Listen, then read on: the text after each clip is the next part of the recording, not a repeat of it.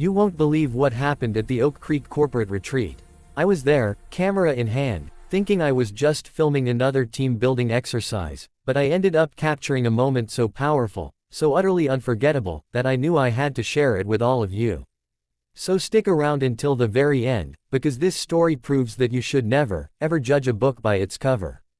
If this video touches your heart even half as much as it did mine, make sure to hit that like button and subscribe to the channel for more real-life stories that restore your faith in humanity. The sun was a bright, unforgiving eye in the sky over the sprawling grounds of the Evergreen Lodge. The air buzzed with the smug energy of corporate success. Men and women in crisp polo shirts and khakis mingled, clutching bottles of craft beer, their laughter easy and confident. This was the annual retreat for Ether Innovations, a tech giant known for its cutthroat culture and even more cutthroat CEO, Elara Vance. And I was there to document it all. That's when I saw him. A man standing slightly apart from the groups, his posture unnervingly straight. He was dressed in simple, slightly worn jeans and a plain t-shirt, a stark contrast to the branded athletic wear around him. In his arms, he held the hand of a little girl, no more than 5 years old, with wide, anxious eyes. This was Leo, a new hire in the logistics department, a single dad who'd brought his daughter, Lily, because his childcare had fallen through. I'd been briefed, former military, quiet, kept to himself. The main event was archery. Elara Vance, a fierce competitor in everything, had insisted on it.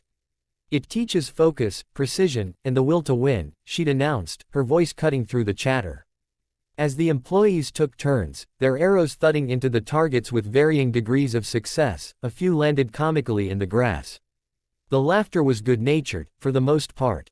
Then, it was Leo's turn. He knelt down, whispering something to Lily, who nodded bravely and let go of his hand. As he walked towards the firing line, a few snickers rippled through the crowd.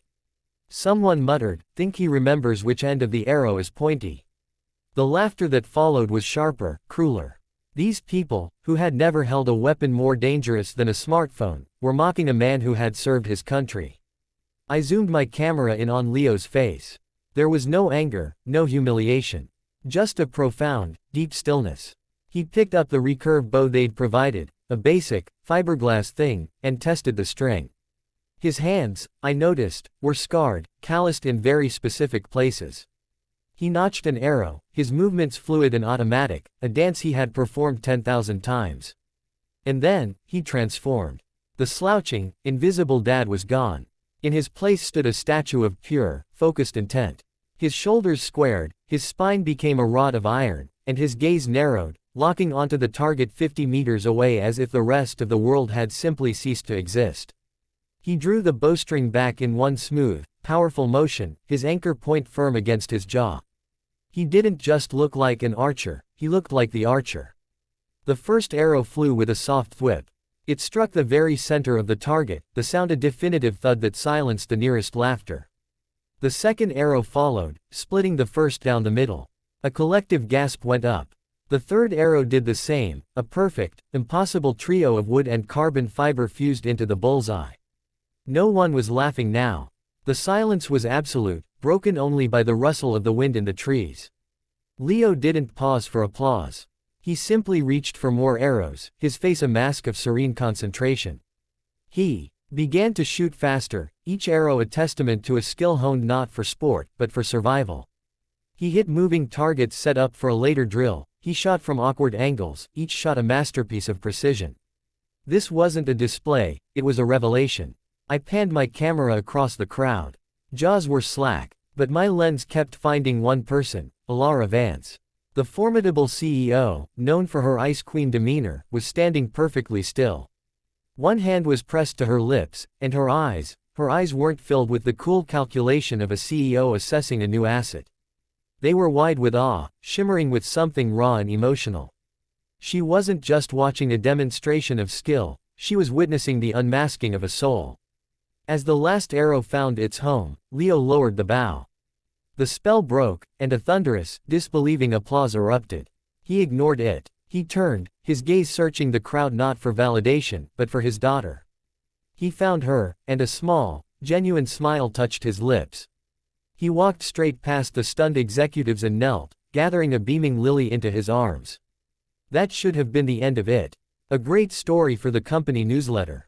But Elara Vance was already striding towards him, the crowd parting for her like the Red Sea.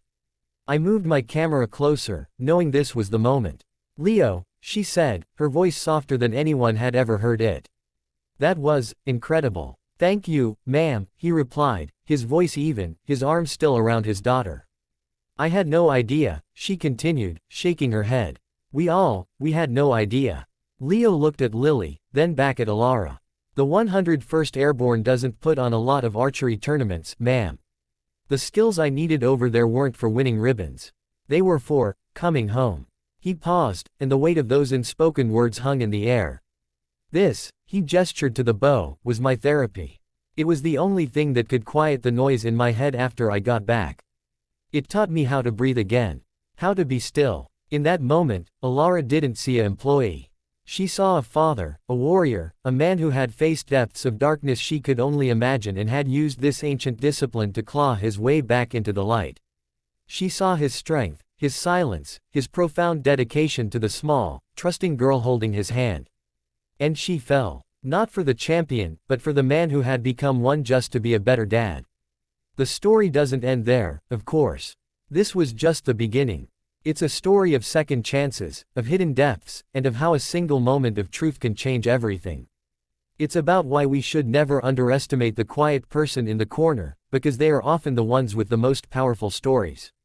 If you're inspired by Leo's journey, if you believe in the power of redemption and the beauty of unexpected connections, then do us a huge favor, give this video a thumbs up, and subscribe to the channel. We find and tell stories like this all the time, and we'd love for you to be part of our community. Share your own stories of unexpected heroes in the comments below. Who knows, the person sitting next to you right now might just have a hidden talent that could change the world.